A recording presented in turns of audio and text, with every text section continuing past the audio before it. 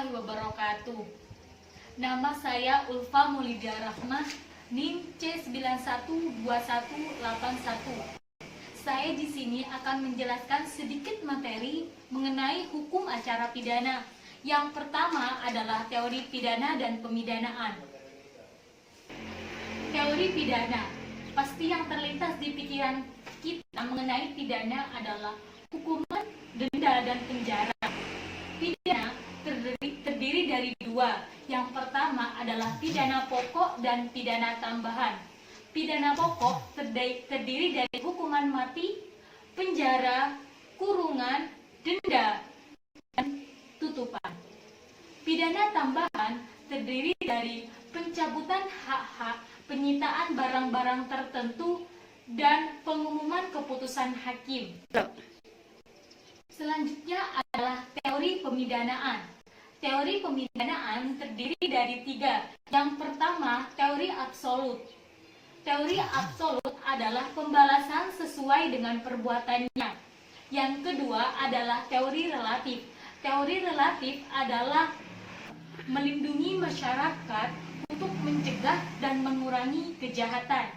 Yang ketiga adalah teori gabungan. Teori gabungan adalah gabungan teori absolut dan teori relatif. Selanjutnya, saya akan membahas mengenai alur proses hukum kasus pidana. Yang pertama adalah tahap pelaporan. Tahap pelaporan adalah proses awal yang diawali dengan laporan. Laporan adalah pemberitahuan yang disampaikan oleh seseorang yang mempunyai hak dan kewajiban untuk menyampaikan kepada pihak yang berwenang karena terjadinya suatu tindak pidana. Tahap yang kedua adalah tahap penyelidikan. Setelah polisi menerima laporan, maka akan dilakukan penyelidikan. Penyelidikan adalah serangkaian yang dilakukan oleh seorang penyidik untuk menemukan dan mencari suatu peristiwa yang diduga sebagai tindak pidana. Yang ketiga adalah tahap penyidikan. Tahap penyidikan adalah serangkaian yang dilakukan oleh seorang penyidik untuk mencari tahu bukti dan menemukan tersangka.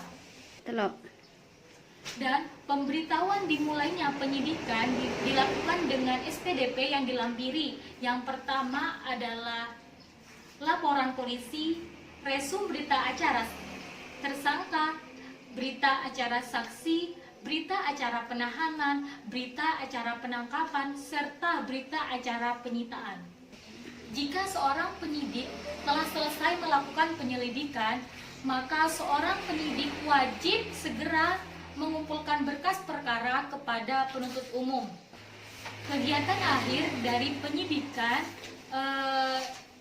perbuatan pidana diakhiri dengan yang pertama adalah pembuatan resum, yang kedua adalah pembuatan berkas-berkas perkara, yang ketiga adalah pemberkasan.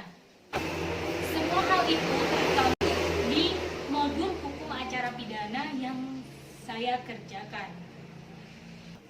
Yang keempat adalah tahap penuntutan.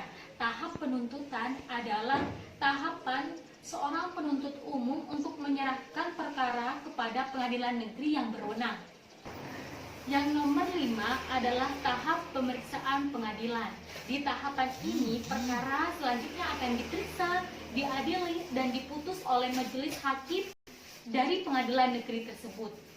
Yang nomor 6 adalah eksekusi putusan pengadilan. Jika semua telah setuju terhadap putusan, maka putusan akan memiliki kekuatan hukum tetap. Disusul dengan pelaksanaan eksekusi. Eksekusi dilakukan oleh jaksa penuntut umum. Oke, baik. Mungkin itu saja yang bisa saya jelaskan di video presentasi ini. Apabila ada kesalahan, itu datanya dari saya pribadi. Apabila ada kelebihan atau kebenaran, itu hanyalah milik Allah Subhanahu wa Ta'ala. Saya Ulfa Maulidia Rahmah, mohon maaf dan undur diri. Syukron, assalamualaikum warahmatullahi wabarakatuh.